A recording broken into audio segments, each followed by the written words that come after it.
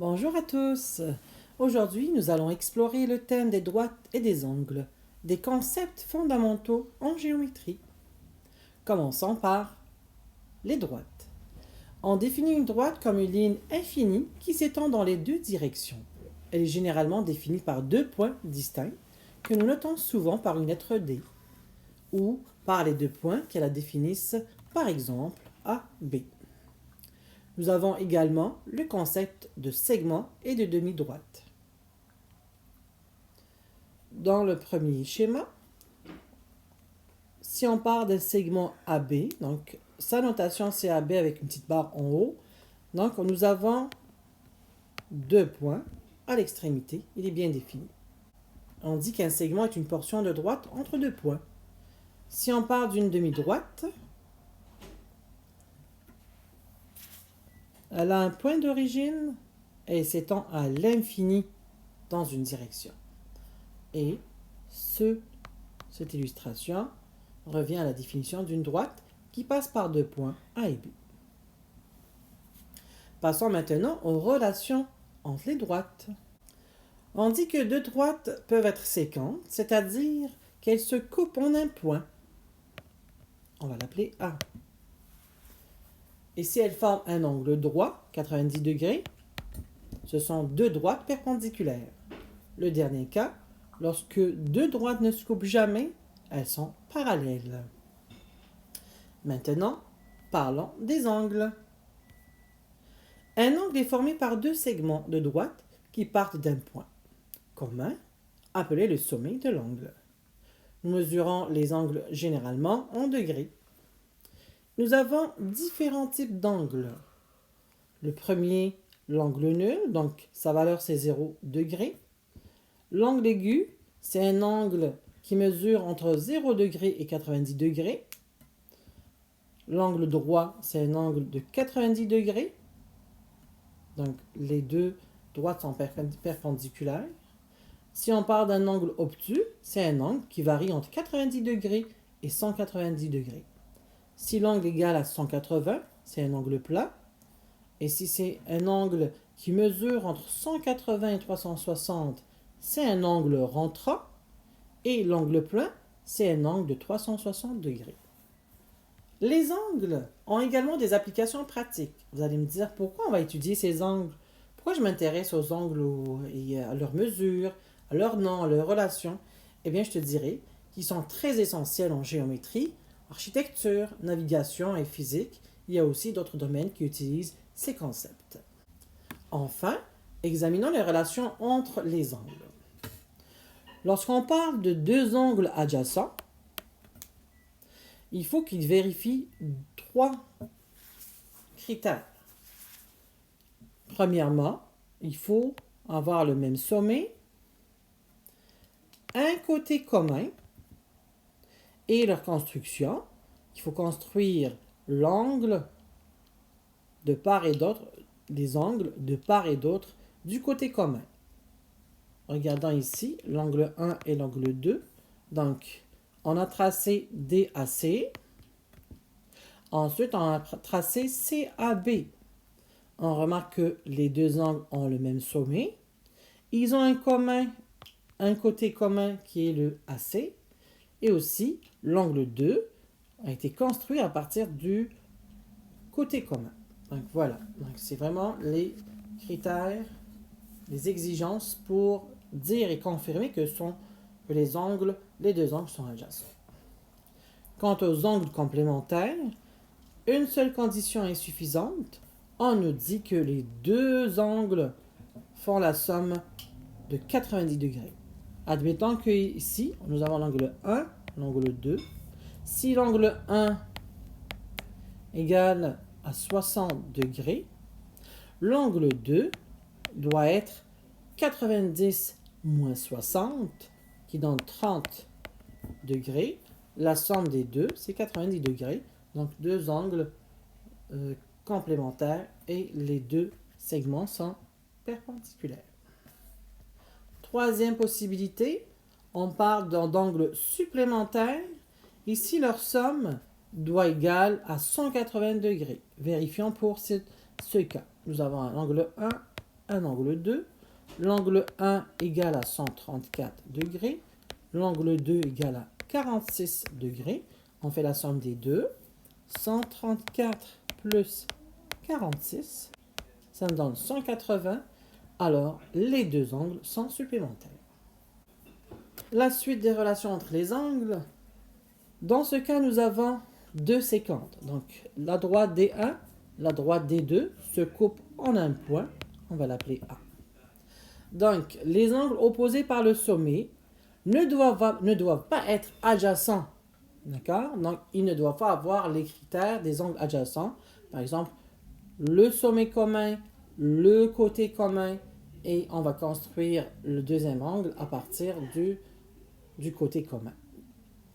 Donc, des angles qui ne sont pas adjacents et qui sont formés par deux droites séquentes. Nous allons remarquer ici qu'on a 4 angles qui vont se former à partir des deux droites. Si on considère l'angle 1 et 2, on ne peut pas dire qu'ils sont opposés par le sommet parce qu'ils ont un sommet. Ils ont quand même un côté commun. Alors, ce sera plus l'angle 1 et l'angle 3 qui sont opposés par le sommet et aussi 2 et 4. Lorsque les angles sont opposés par le sommet, ils sont isométriques. Ils sont congrus, c'est-à-dire ils sont égaux. Si l'angle 1 égale à 30 degrés, l'angle 3 doit être 30 degrés. Si l'angle 2 égale à 60, alors l'angle 4 égale à 60. Voilà. Passons maintenant aux angles alternes internes. Donc, nous avons deux droites et une séquente. La séquente, c'est une autre droite qui coupe nos deux droites D1 et D2. Quand j'utilise la séquente S, elle va créer des zones. On a une zone externe par rapport à la séquente. Ici, nous avons deux zones externes et nous avons une zone interne. Comme il s'agit de interne, donc on ne va pas s'occuper des angles qui sont créés à l'externe. On va prendre ces angles-là. Je vais les numéroter. 1, 2, 3 et 4. Je vais essayer de retrouver quels sont ces angles, quelles sont ces paires d'angles qui sont alternes internes en suivant nos critères. Premièrement, ces deux angles ne doivent pas avoir le même sommet. Alors, nous n'allons pas parler de 1 et 2 ou bien de la paire 3 et 4. Parce que 1 et 2, ils ont le même sommet. D'accord? Malgré qu'ils sont internes. Donc, il s'agira de 1 et 4 ou bien de 1 et 3. Lequel des couples que je vais prendre. Je vais continuer. Qui sont situés de part et d'autre d'une séquente. Quels sont les angles qui sont situés de part et d'autre? Comme si je dis, ils sont des côtés opposés, pas dans le même sens, pas dans le côté droit les deux, pas dans le côté gauche les deux. Alors si je prends 1 et 4, ils sont du même côté. Alors ce couple, je vais l'enlever. Je vais revérifier pour 1 et 3. 1 et 3 n'ont pas le même sommet. Ils sont dans la zone interne par rapport à la séquente. Et aussi, ils sont situés de part et d'autre de la séquente.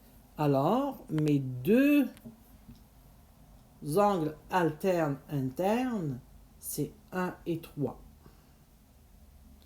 Ou bien, avec le même principe, je vais retrouver aussi 2 et 4. Maintenant, si les angles sont alternes internes, ils sont automatiquement isométriques. Ça veut dire congrus. Ils sont égaux. D'accord? Maintenant, si on parle d'alterne externe, on ne s'intéresse plus à la zone interne, mais on est plus dans l'externe. Donc, je vais encore numéroter mes angles. J'ai l'angle 1, j'ai l'angle 2. Ils sont externes, donc je vais les prendre. J'ai l'angle 3 et 4. Ils sont situés dans la zone extérieure de la séquente. Alors, je vais comparer les couples ou bien les paires d'angles qui sont alternes externes. Toujours en suivant les critères, ils ne doivent pas avoir le même sommet, donc ce n'est pas 1 et 2, ni 3 et 4. Ils sont situés de part et d'autre d'une séquente. Donc si je prends l'angle 1, est-ce que c'est 3 ou bien 4? Ce n'est pas 4, puisque 4 il est situé dans le même côté, alors ça sera le 3. S'il s'agit de l'angle 2, il est alterne externe avec le 4. Même chose avec les angles alternes internes. S'ils sont alternes externes, ils sont isométriques. 2 par 2. D'accord? Si le 1 égale, admettons, 110 degrés, alors le 3 aussi, il est égal à 110 degrés.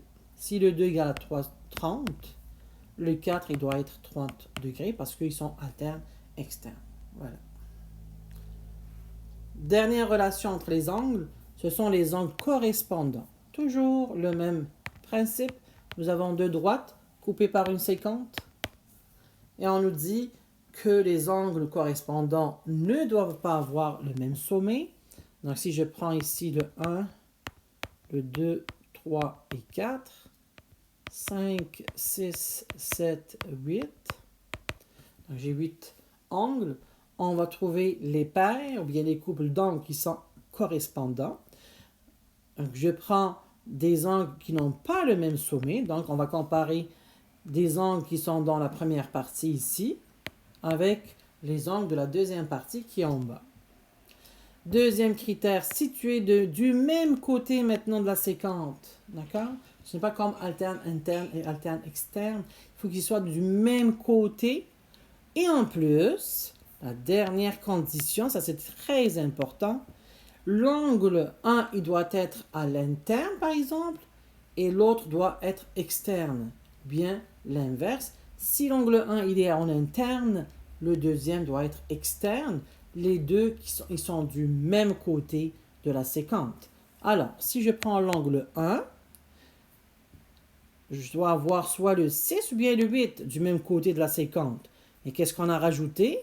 Il faut qu'il soit différent, dans des zones différentes. Le 1, il est externe. Est-ce que je prends le 6 qui est interne ou bien le 8 qui est externe? Non, je prendrai le 6 qui est interne. D'accord? Même chose. Si je prends le 4, il est interne. Je prendrai le 8 qui est externe. Ça va? Et toujours, pourquoi on étudie ces angles? Parce qu'il nous facilite la tâche de trouver des angles manquants. Parce que si on sait que ce sont des angles correspondants, ils sont automatiquement isométriques, congrus, égaux. Donc, si l'angle 1, c'est 100 degrés, l'angle 6 aussi égale à 100 degrés. Voilà. Et pour conclure, je vous propose quelques exercices de pratique pour mettre en application ce que nous avons appris aujourd'hui. Commençons par les angles complémentaires. On vous donne la mesure d'un angle qu'on appelle 1, 35 degrés. Donc on peut dessiner. Celui-là, c'est 1 qui est égal à 35. On cherche la mesure de 2 du deuxième angle, mais on sait qu'ils sont complémentaires. On peut résoudre l'exercice ainsi. On sait que les angles 1 et l'angle 2 sont complémentaires. Alors, selon la définition qu'on a vue dans le cours, leur somme doit être égale à 90 degrés. C'est-à-dire l'angle 1 plus l'angle 2 égale 90. L'angle 1, j'ai déjà sa valeur, c'est 35. Le deuxième, je ne sais pas, j'ai mis un point d'interrogation. La somme égale 90. Alors, quand on a une somme, on a une valeur connue avec une valeur inconnue. Et c'est la somme. L'autre valeur inconnue, comment la trouver? Il faut soustraire le total, soustraire la deuxième valeur, donc la valeur que j'ai déjà, de la somme de l'équation. Donc, l'angle 2 doit être 90 moins 35, ce qui donne 55 degrés. Et on a trouvé la solution. Deuxième exercice. Maintenant, on parle d'angles supplémentaires. Est-ce que tu te souviens de ce que j'ai dit? Des angles supplémentaires, ils doivent être égales. Leur somme doit être 190 degrés. Donc, comment résoudre l'exercice? De la même façon en haut. Donc, tu dois être bien organisé, bien structuré et bien explicatif. D'accord?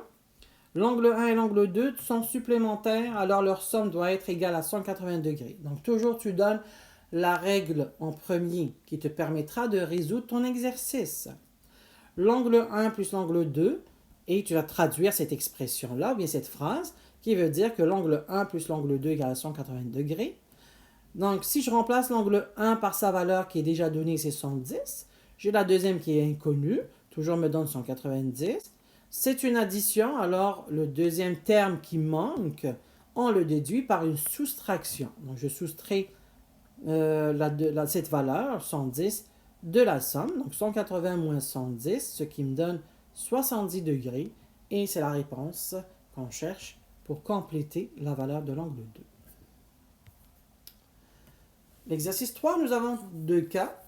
Dans les deux cas, ils veulent prouver que les deux angles, donc nous avons un angle 1 et un angle 2. L'angle 1 et un angle 2.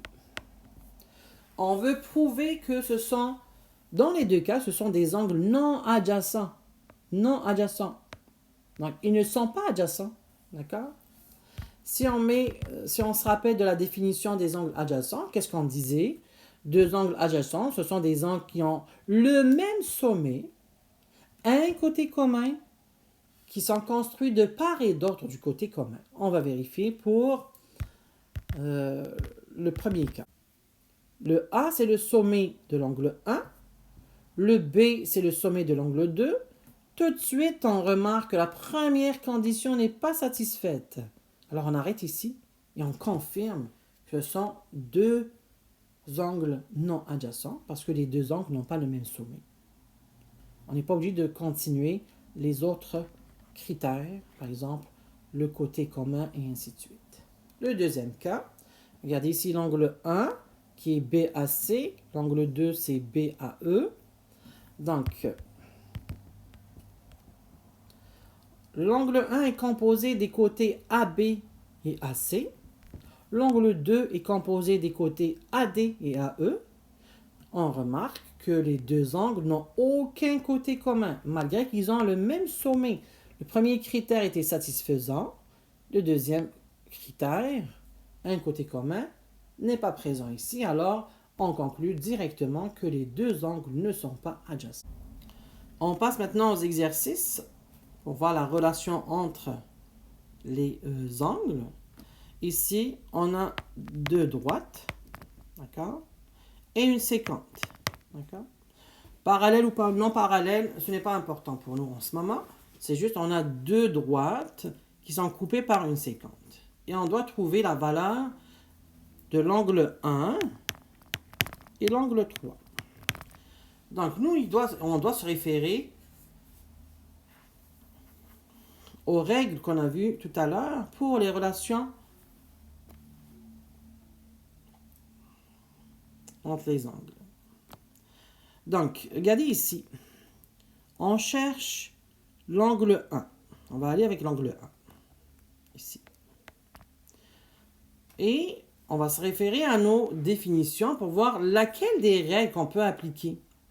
Qu'est-ce qu'on voit ici? On voit que l'angle 1, il est adjacent à l'angle 160 degrés ici. D'accord? Et on se pose la question.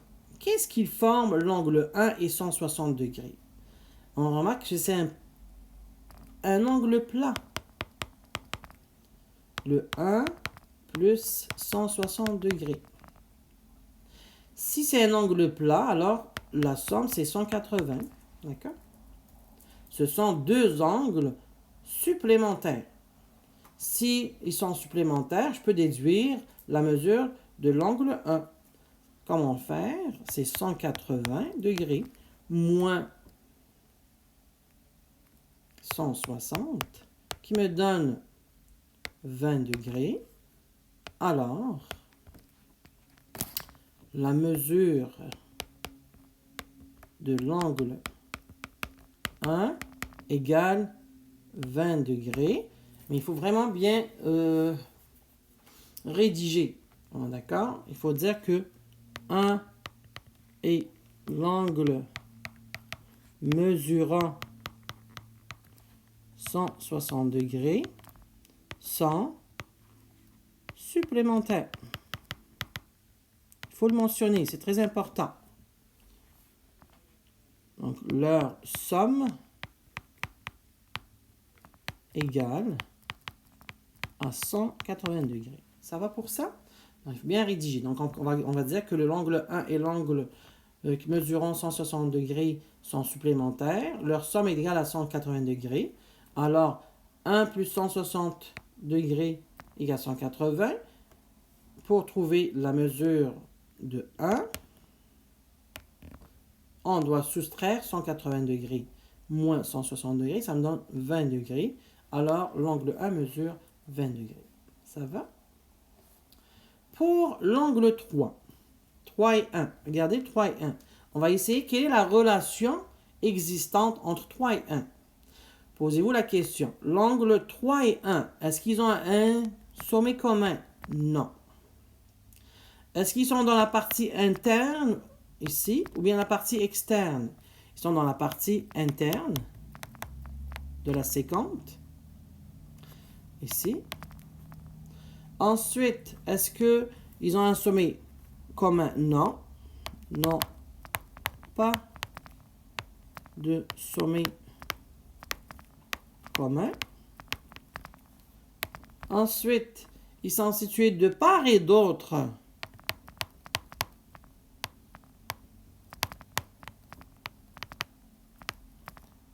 de la séquente. Donc, ils ont tous les critères pour dire que ce sont deux angles, 1 et 2, sont alternes, internes. S'ils sont alternes, internes, alors ils sont isométriques. Même valeur. 1 égale 20 degrés. Alors, on déduit que le 3 égale à 20 degrés. Bien sûr, il faut être plus organisé dans vos réponses. Voilà pour cet exercice. Un dernier exemple pour toi. Donc, on a deux droites et on a une séquente. On a déjà une valeur de l'angle 1 qui est égale à 30, mais on cherche l'angle 2. Donc, toujours essayer de penser en premier quelle est la relation entre l'angle 1 et l'angle 2. Si on a deux droites et une séquente, on pense aux angles externes, aux angles internes, etc. L'angle 1 et 2 sont deux angles externes. L'angle 1 et 2 n'ont pas le même sommet. L'angle 1 et 2 sont situés de part et d'autre d'une séquente. Les trois critères nous mènent à la définition des angles alternes externes. S'ils sont alternes externes, alors ils sont isométriques. Alors, facilement, on a trouvé la réponse. Si l'angle 1 égale à 30, le 2 est automatiquement égal à 30 parce qu'il satisfait les critères des angles alternes externes. Voici ce qui met fin à notre vidéo aujourd'hui. J'espère que vous avez bien compris. Vos commentaires sont toujours les bienvenus. Alors, ne pas oublier de liker la vidéo et aussi de s'abonner à ma chaîne pour avoir toujours du nouveau. Merci, au revoir.